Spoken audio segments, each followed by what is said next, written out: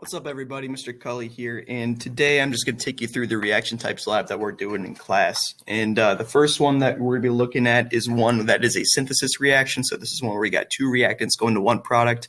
And here we have magnesium. Okay, this is pure magnesium ribbon. And so what I did was I just cut a piece of it right there, probably about like an inch long. And what we're going to do is we're going to put that little piece of ribbon inside the flame of this Bunsen burner. And so the edge is the hottest part. And so what we're going to do is just put that right there in the flame. And what's going to happen is a reaction is going to occur.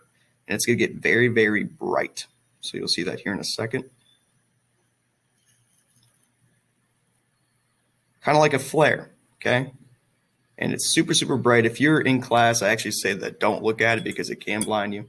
But you can see that once shiny metallic magnesium ribbon is now this kind of white powdery substance.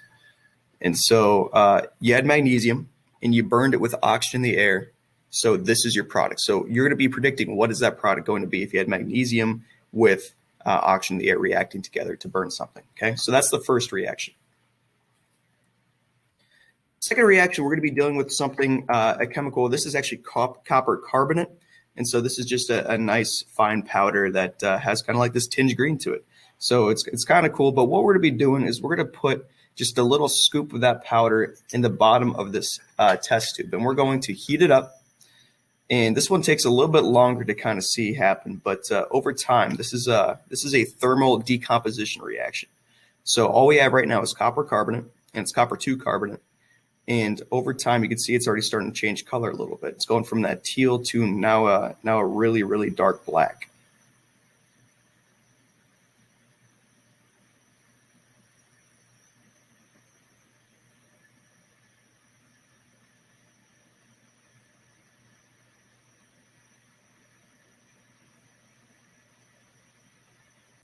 Takes a while to heat up the whole substance all the way through. I don't think I get to the point where I'm doing it all the way, but enough that we could see that there was a product that was being formed here. And that's not soot either, okay? You would think that that's on the outside of the test tube. No, that's the actual powder that is turning black there.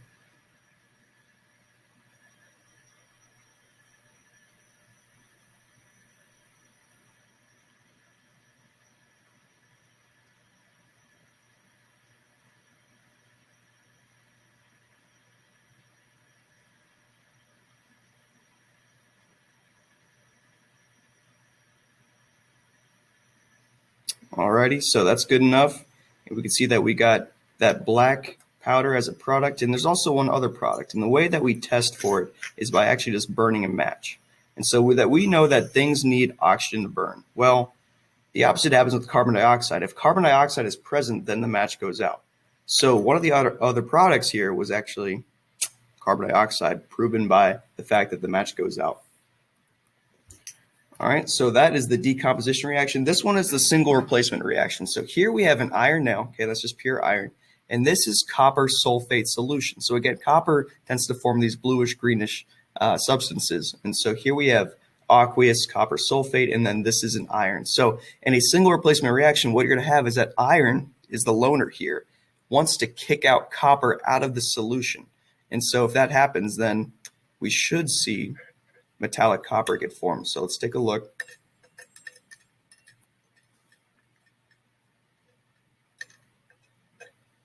Look how shiny the nail is right now. And you can see there that it starts to react.